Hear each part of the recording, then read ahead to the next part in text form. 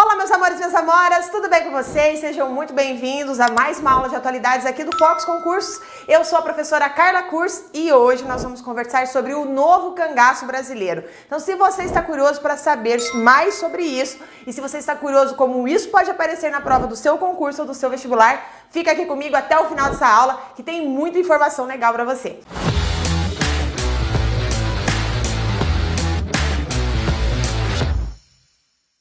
Mas antes disso, não se esqueça de se inscrever no nosso canal do YouTube, nos seguir no Instagram, também ali no Facebook. Nós temos muitas aulas no Spotify, né, em forma de podcast. Também estamos no Twitter e no LinkedIn. Portanto, vamos lá, porque hoje o assunto é bem importante. Gente, vocês viram? Quem tá me acompanhando já faz um tempo, vocês viram que eu tô com o cabelo assim, ó, tipo, arrumado?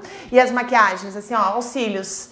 Ontem teve o casamento do Franco, o professor Franco, aqui do Focus. Aí eu peguei, me arrumei, toda a produção, gente. E aí, meninas, vocês vão me entender, dormir assim, ó, porque amanhã eu vou gravar lá no Focus e tem que estar linda, maravilhosa, com os meus cílios e com o meu cabelo pronto. Então eu vim aqui hoje completamente montada da noite de ontem. Mas estamos aqui, certo? Pessoal, então, assaltos em Criciúma e Cametá, o novo cangaço brasileiro. Vamos conversar um pouquinho sobre isso. A nossa aula de hoje, ela tem uma característica diferente daquelas que nós temos normalmente, tá? Que normalmente eu trago muitas notícias, né? Mostro muito na tela essas notícias. Hoje nós vamos falar um pouco mais de teoria, tá? Eu trouxe estudos de pessoas, de professores, de criminalistas, enfim, para fazer análise desse novo cangaço. E como eu sou professora de história, né, eu vou te explicar também a questão do cangaço, do antigo, do histórico. Né? Então hoje nós teremos uma aula bastante teórica e não uma aula muito cheia de jornais, tá? Só para você entender aí o fluxo da nossa aula de hoje, que está um pouco diferente das nossas tradicionais aulas, mas é porque esse assunto requer efetivamente a análise, né, de especialistas para poder fazer com que a gente compreenda melhor como isso se aplica na sociedade. Beleza? Mas, claro, tem que mostrar a notícia, né? E a revista Época publicou no dia 2 de dezembro de 2020 o novo cangaço, o que há em comum entre os assaltos em Criciúma e Cametá. Quadrilha fechou ruas, abordou veículos e iniciou uma série de disparos no centro da cidade catarinense durante o roubo à agência do Banco do Brasil. O mesmo padrão se repetiu nesta quarta no ataque ao município do Pará. Tá? Então aqui, né, nós temos o centro de Criciúma após o assalto. A cidade viveu uma madrugada surreal, né, e traumática, conforme o prefeito da cidade de Criciúma. Né? Então, os crimes... Quando eu levantei pela manhã e liguei o jornal, eu tenho o hábito, na verdade o meu marido tem o hábito de ligar o jornal pela manhã, eu normalmente estudo as coisas no final do dia, mas ele tem esse costume e os crimes começaram a aparecer ali na televisão, que tinha acontecido porque era na madrugada, e eles foram efetivamente surpreendentes, né? Mas eles não usam uma estratégia nova, né? Muita gente, eu ouvi, né, no jornal falando assim, porque é algo novo, que as facções estão utilizando, e não é exatamente isso, tá? Na verdade, eles são exemplos de um novo cangaço, que assim como o grupo do Lampião, lá no início do século passado, né, também quer causar um impacto psicológico, visual e sonoro. Se você já viajou para o Nordeste, ou se você é do Nordeste, provavelmente você já foi a um restaurante, a um espaço cultural, onde tem lá o Lampião e a Maria Bonita, e você coloca a carinha assim, né, e tira uma foto lá com o corpinho deles. É desse Lampião e dessa Maria Bonita que nós estamos falando do cangaço, o cangaço do passado. Mas agora a gente vai estudar o que está acontecendo, né, que aconteceu lá no dia 1º de dezembro de 2020 e na sequência em Criciúma e na sequência no Pará. Então eu vou te explicar o caso, tá? O que foi esse caso. Homens fortemente equipados aí com fuzis, granadas, coletes à prova de bala, ou seja, não é qualquer pessoa não, né? Não é qualquer brincadeira não, mas eles pegaram até armas capazes de abater aeronaves. Gente, estava em Criciúma, no interior de Santa Catarina, tinha arma capaz de abater aeronaves. Então as rajadas constantes disparadas pelos criminosos durante os mega assaltos a bancos colocam pânico em diversas cidades dos estados do Brasil, tá? Então nós não temos, nós vamos falar hoje de Criciúma, né? Mas saiba que essa é algo que tem acontecido em vários lugares, tá? Então esse novo cangaço, ou também ele é chamado de ataque à cidade. Então na sua prova pode aparecer das duas maneiras, então você precisa saber do que se trata esse novo cangaço. Então muitos especialistas chamam de novo cangaço, outros chamam de ataque à cidade, você tem que saber os dois para você não ir mal na sua prova, tá? Então, essas ações que aconteceram em Criciúma e em Santa Catarina são cada vez mais comuns no Brasil, né? Então, eles já foram registrados em estados de todas as regiões do Brasil, né? Não em todos os estados, mas em todas as 5 regiões do Brasil. Lembrando, o Brasil tem 5 regiões, né? Norte, Nordeste, Centro-Oeste, Sudeste e Sul. Então, nós temos nas 5 regiões aí ataques como esse. E nessa ação da madrugada do dia 1º de dezembro, uma quadrilha entrou na cidade com ao menos 12 carros, pensa só, né? Com placas adulteradas ou sem placas, e os criminosos começaram a atear fogo, né, a um veículo aí diante do quartel da polícia militar, o que fez com que a saída dos policiais militares fosse dificultada, né? Porque a saída lá, um carro pegando fogo. Então houve troca de tiros com os PMs, né? E também um soldado chamado Jefferson Luiz Esmeraldino, ele ficou ferido ali no abdômen, passava por cirurgias no dia seguinte, a situação assim, né, bastante comovente, ficou aparecendo no jornal, né, o tempo todo. Então o assalto em Criciúma, que aconteceu, como eu falei, no dia 1º de dezembro, fez surgir na internet, nas redes sociais, a busca por esse termo novo cangaço. Então, por conta desse aumento dessa busca, né, no Google, né, a gente busca lá no Google Trends, eu trouxe e montei essa aula para você, porque certamente vai se tornar questão e você precisa saber, e depois você me agradece, tá? Por ter assistido essa aula. Então, ele vem associado a uma modalidade, esse novo cangaço, ele vem associado com uma modalidade muito sutil, né, que inclui aí assaltos simultâneos, ataques a quartéis com pessoas organizadas, fortemente armadas aí, né, o que é a grande característica, é uma grande organização, forte armamento, muito efetivamente organizado. Mas antes de eu continuar explicando para você o que é esse novo cangaço, eu vou explicar para você o que foi o cangaço histórico, tá? O cangaço histórico. Então senta aí que vem uma aulinha de história para você. A expressão cangaço ele remonta lá ao período do século XVIII, o século XVIII ao século XX, do interior do Nordeste, do sertão do Nordeste, quando acontecia crimes e violência nessa região aí, marcada por esse cangaço. Tá? Então esses grupos criminosos errantes, né, do sertão nordestino, eles ficavam vagando pelo sertão, que iam aí de povoado a povoado, fazenda a fazenda, realizando assaltos. Então eram grupos organizados, preparados, muito violentos, e o termo cangaceiro, aliás, né, utilizado aí no final do século XIX, para se referir aos camponeses, presta atenção, que era um termo que se utilizava no século XIX, para fazer uma referência aos camponeses que viviam no Nordeste brasileiro, sempre de forma pejorativa, tá? Então, quando pareceu, o cangaceiro, era uma expressão pejorativa no século XIX, né, que eles eram retratados aí vestindo roupas, né, assim, todas rasgadas, né, maltrapilhos, ou roupas de couro, chapéus, enfim, carregando carabinas, espingardas e facas longas, né, e estreitas, conhecidas como peixeira. O pessoal do Nordeste aí vai saber então agora por que fala, né, do peixeira. Nós temos inclusive eu tenho um grande amigo que o apelido dele é Peixeira porque ele é do Rio Grande do Norte, né, e eles mesmos que deram lá o apelido para ele, né? Mas assim, o Lampião, o nome dele é Virgulino Ferreira da Silva, é o nome oficial dele, e foi um dos maiores e mais famosos líderes do cangaço.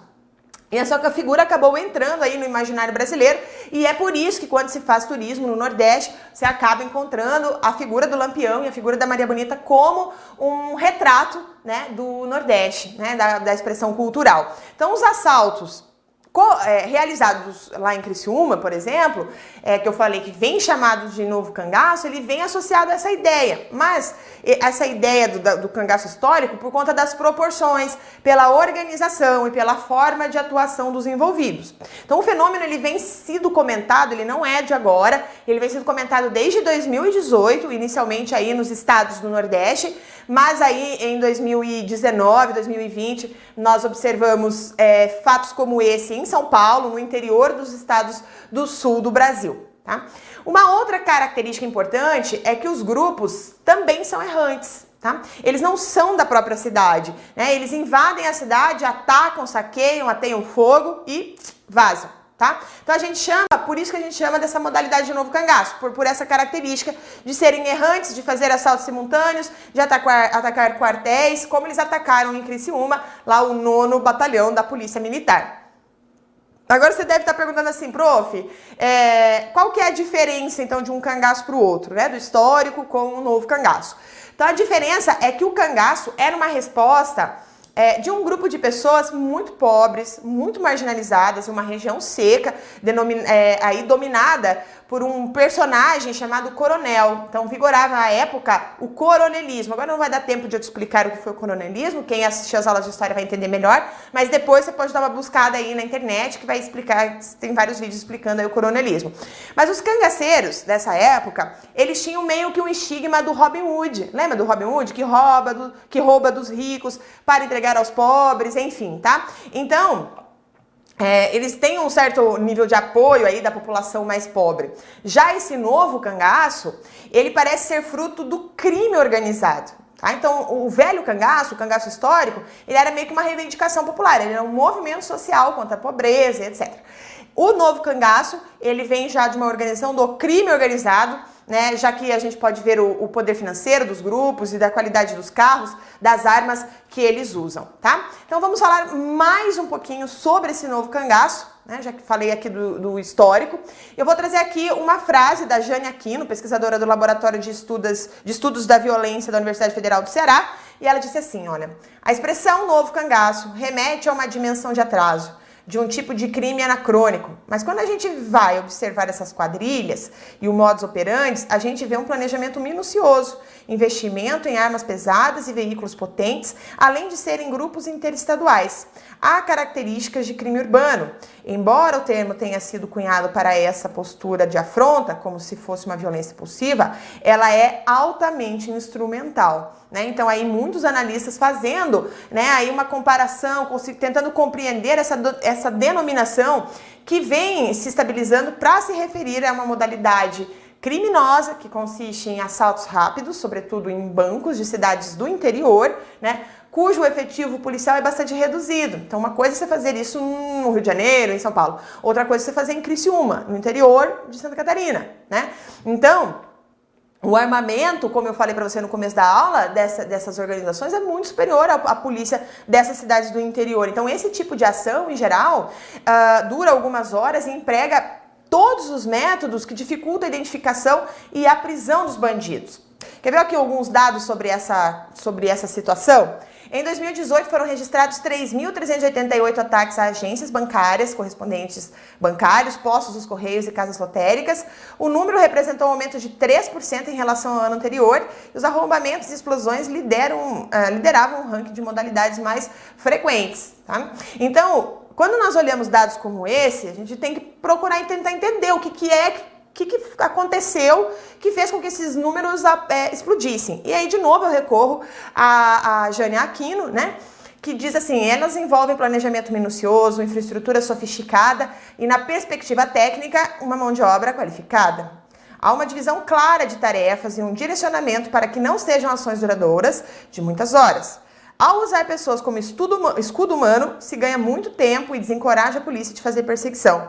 Sendo quadrilhas numerosas, que quase sempre cobrem rostos, fica muito difícil a identificação e a prisão. Isso aí vai virar filme, né? Então, assim, enquanto o cangaço também era vinculado aí a uma perspectiva social do banditismo, né? Se usa essa expressão também na história, né? O banditismo social, o banditismo do interior, enfim, com laços aí estabelecidos nas comunidades mais pobres, isso desaparece nessa recente onda de ataques, tá? Então, a grande diferença é essa. Uma tinha vínculo social, um vínculo comunitário, e esse não. Então, as ações no Nordeste, no final dos anos 1990, ainda contaram com uma dose de justiciamento, de conflitos familiares, né, antigos, que desapareceu aí nas ofensivas mais recentes, vistas aí no interior de São Paulo, Minas Gerais, por exemplo, e agora em Criciúma e também em Cametá. Bom, então vamos falar um pouquinho aqui sobre esses assaltos de Criciúma e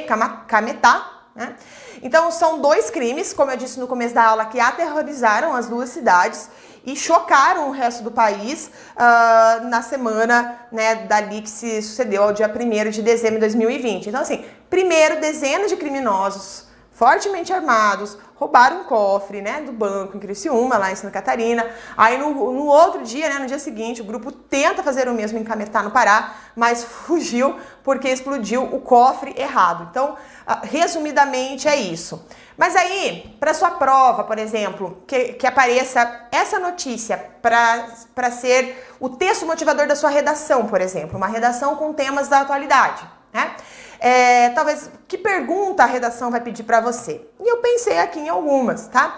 E uma delas é, mas o que o poder público pode fazer para conter o tamanho e poderio bélico e o planejamento executado por dezenas de criminosos, né? O que a gente pode fazer? E a primeira coisa que nós temos que pensar é como agem os criminosos, né? Para a gente conseguir delimitar aí uma estratégia, a gente precisa estudar os criminosos. Então, o fato dessas quadrilhas serem grupos itinerantes que migram que miram as cidades do interior, cidades menores, com menor policiamento, né? Essas cidades elas não estão preparadas para enfrentar esse tipo de ação, né?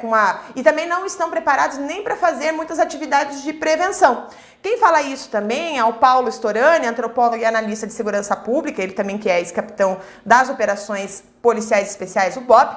Ele diz assim, olha, como não tem vínculos com o local, dificilmente vão estabelecer uma relação com algum nativo, com o morador da cidade, ou vão alugar um espaço. Há uma avaliação preliminar que deve durar uns 3 dias até desencadearem o fato. Depois de feito, eles fogem, o que torna mais difícil localizá-los, a não ser em um encontro fortuito de uma patrulha que persegue, de alguém que identifica e presta informação à polícia, tá? Então, um exemplo que aconteceu em outros lugares, os criminosos, eles costumam traçar uma rota que é só descoberta aí depois desse fato ser consumado.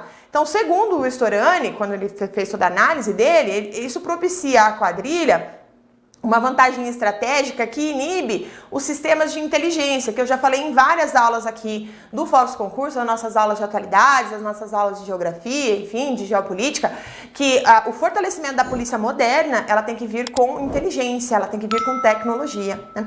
E isso aí no Brasil é muito deficitário, né? E o Gabriel Feltran, né, da FAS, ele disse que antes de direcionar investimentos, é necessário entender o processo de transformação das facções, né, do universo criminal e também do mundo da segurança. Tá? Então é um trabalho muito amplo, não é um trabalho muito simples, né? Porque se a gente for pensar, nos últimos 40 anos aqui no Brasil, investiu-se muito numa filosofia de policiamento, de segurança pública, que é a polícia ostensiva, tá? E isso direciona aí o foco das ações apenas para prender pessoas, o que inclusive acarreta nessa superlotação de presídios, que nós já conversamos também aqui nas nossas aulas de atualidades, que é um dos maiores problemas, se não o maior problema de segurança pública no Brasil hoje, tá? Pro Ministério da Justiça resolver. Então isso superlotou as cadeias, onde surgiram aí as maiores facções do Brasil, né, numa reação a essa política. Então, o Gabriel Feltran, né, que eu estava falando aqui, o diretor científico do Centro de Estudos da Metrópole da USP e o autor do livro Irmãos, uma História do PCC, ele diz assim, ó, pequenos e grandes conflitos eram tratados com encarceramento. Muitos jovens encarcerados, em geral os pequenos operadores dos mercados, né, de ilícitos, e a cadeia funcionando como uma faculdade do crime. Essa expressão aqui você já deve ter ouvido, inclusive. Ao longo desse processo, a gente vê o estabelecimento de facções, principalmente no Rio e depois em São Paulo. PCC e Comando Vermelho, que são bem conhecidos por você, inclusive, né?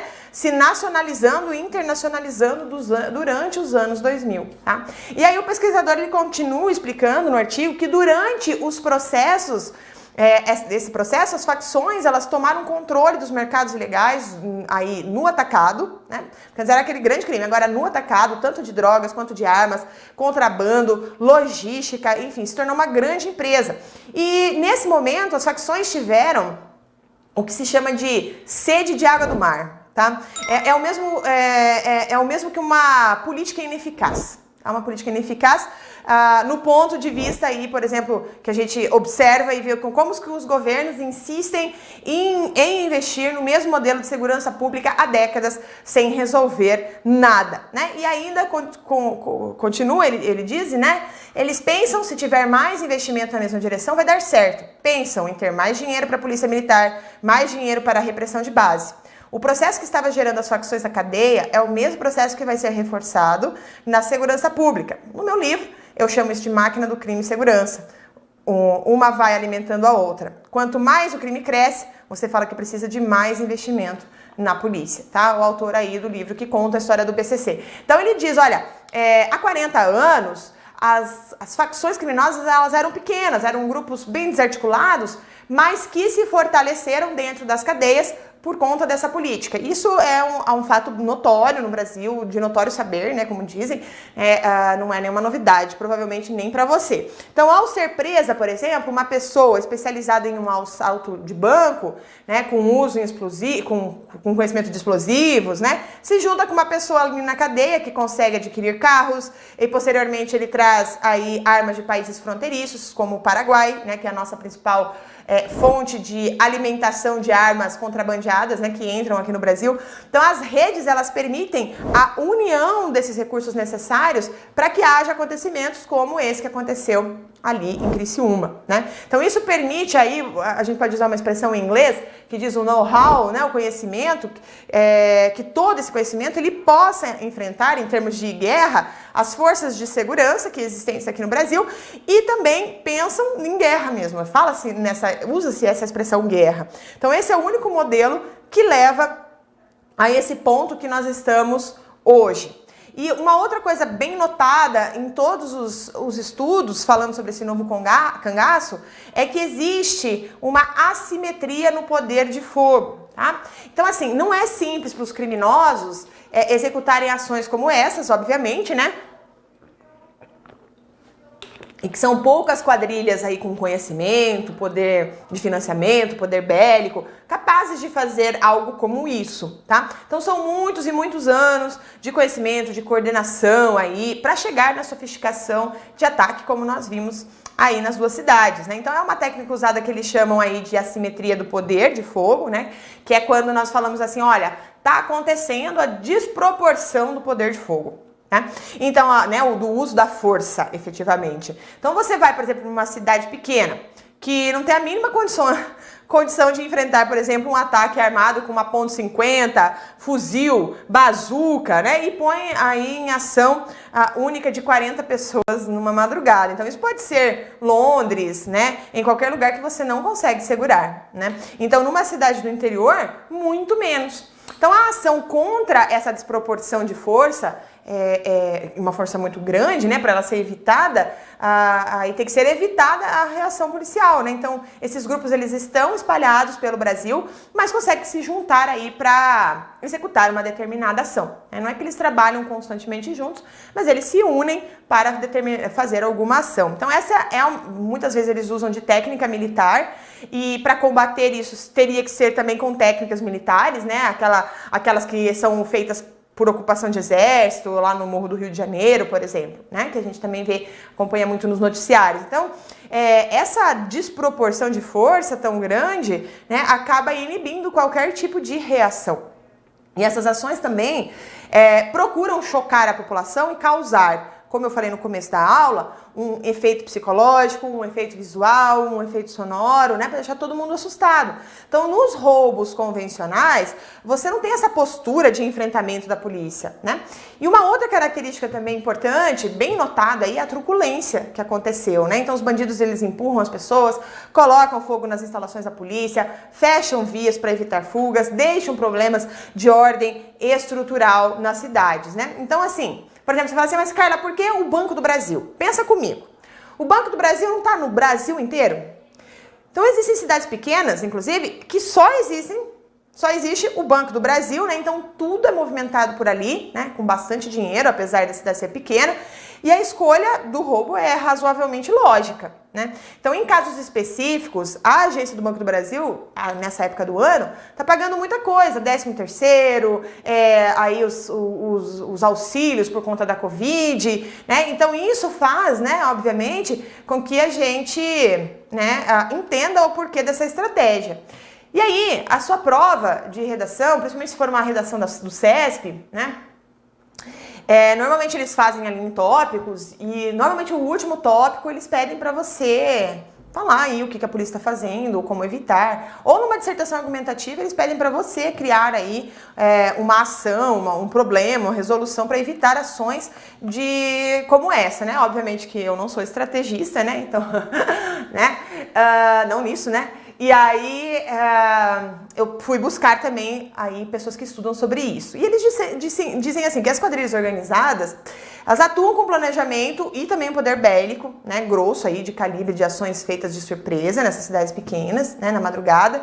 E aí vem essa pergunta que eu acabei de fazer e que a sua prova pode fazer. Como conter esse tipo de ação, né? Então é preciso mudar o modelo de atuação da polícia, como eu já contei para você há uns minutos atrás. Então, do ponto de vista técnico, é evidente que é necessário ter um controle do armamento, né? Então, isso é uma das coisas, né? Então, imagina que esses caras sem armas, né? Se eles poderiam fazer o que eles fizeram, né? Então, é o oposto do que a gente tem caminhado, né, tá aumentando, né, a flexibilização de armas, né, e também apontar aí você pode apontar na sua prova o maior trabalho do setor de inteligência. Eu acho que esse fica o mais neutro, né, para você não ter um enfrentamento com quem se opõe ou com quem defende a questão do armamento do brasileiro. Então você pode utilizar o argumento de inteligência das polícias para evitar que ações como essas ocorram, né. Então, por exemplo, para armar uma ação com 40 pessoas no interior, né, você tem que ter tido muita comunicação entre os grupos, né, com certeza. Então, esses grupos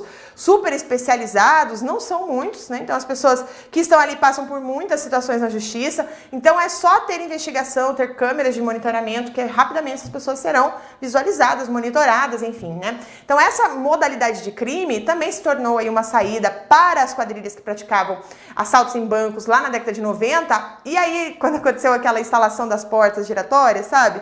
Esses sistemas de segurança, eles dificultam a entrada de ações como, né, como aquele entra, igual nos filmes, assim, os caras entram, pedem para tirar lá o dinheiro do caixa, então essas portas giratórias, elas dificultam essa ação. Então, ainda também é importante ressaltar que o impacto para a população das cidades pequenas, após uma ação como essa, é devastadora, né? Então, é devastador. Então isso porque, com receio aí de sofrerem novos ataques, os bancos acabam fechando essas agências, a população passa a se locomover dezenas de quilômetros para fazer saques, né? E aí vem ainda a pandemia, né, que facilitou a ação desses assaltantes, né, porque os policiais muitas vezes eles foram deslocados aí para fazer aí a ronda, para ver se a população está na rua, né, coibir os locais de aglomeração e tudo mais, né? Então isso acaba sendo o resultado, né, de uma nova realidade do crime no Brasil. Bom, então, nesse momento, né, que a gente termina a nossa aula, eu falo para você que essa é um tema que provavelmente aparecerá na sua prova como uma questão de atualidades, daquelas objetivas mesmo, né, para você assinalar lá onde aconteceram, ou quais as regiões que acontecem, ou fazendo uma relação do cangaço histórico com o novo cangaço. Aí vai depender da banca, né, depende da banca e como que ela cobra. Mas, por exemplo, se você for fazer uma prova da banca CESP, tá? A banca CESP, ela gosta de trazer atualidades nas suas provas, mas ela traz atualidades sempre com vinculações históricas. Então, essa é uma clássica questão de banca CESP, que tem um fato atual, mas com uma forte vinculação histórica, tanto lá do Lampião e da Maria Bonita, quanto mesmo da própria organização do crime organizado. A gente pode falar do PCC, das organizações aí que aconteceram ao longo da história do Brasil. Então, assim, esse tema é um forte candidato para aparecer nas provas. E também pode aparecer nas provas de redação. Muita gente me pergunta, mas professora, quanto tempo eu tenho que estudar atualidades, né, para para minha prova, enfim, então tudo depende da sua banca, né? Então, se for aí a VUNESP, né? A VUNESP 3 meses antes da sua prova, o CESP 5 anos, até 5 anos, um fato eles podem trazer para sua prova, né? Mas eles trazem muitas coisas de atualidades bem recentes, assim, um pouco antes da prova, o que faz com que eu chegue aqui para você e fale, olha, presta atenção, faz uma redação sobre isso, estuda sobre isso para você responder o teu caderno de atualidades, para a gente manter aqui, né, o alto nível de resolução das questões de atualidade, de gabarito dos alunos do Focus Concursos, nessa prova de atualidades que muita gente fica perdido. Tipo, professora, eu tenho que ler todos os jornais, eu tenho que fazer tudo isso. Eu sempre digo que não, né? Você não tem que ler todos os jornais, não tem que fazer todas as assinaturas de revista para você fazer uma boa prova de atualidades. Basta você estar ligado aqui nas nossas aulas de atualidades. Então, se você conhece mais pessoas que fazem, que estão se preparando para fazer concurso, enfim, indica a nossa aula aqui para eles, né? Porque tem dado muito resultado, vai dar resultado para você, como já deu para os nossos outros alunos, e você pode ajudar ainda uma outra pessoa a se informar mais e também a ir muito bem na prova, beleza? Então, essa aula ela termina agora. Lembrando que na próxima semana nós estaremos aqui, né, de novo com a aula de atualidades, e no dia 18 de dezembro nós faremos um ao vivo, eu, o professor Júlio Reiser e o professor Rodrigo Donin, fazendo aí uma retrospectiva de 2020, e ao contrário do que você pensa, não teve só coronavírus em 2020. Sim, teve muita coisa sobre coronavírus, mas muitos desdobramentos do coronavírus serão discutidos ao longo da nossa aula, que podem aparecer na sua prova. Então, vai ser bem legal, tá? Vai ser bem legal, vai ser bem divertido, né? Até porque os outros dois professores são muito legais, né? Com muito conhecimento, e aí nós juntamos o nosso saber para trazer aí a melhor aula de retrospectiva de 2020 do mundo dos concursos, tá bom? Então é isso. Um grande beijo, meus amores e minhas amoras, e até a próxima semana.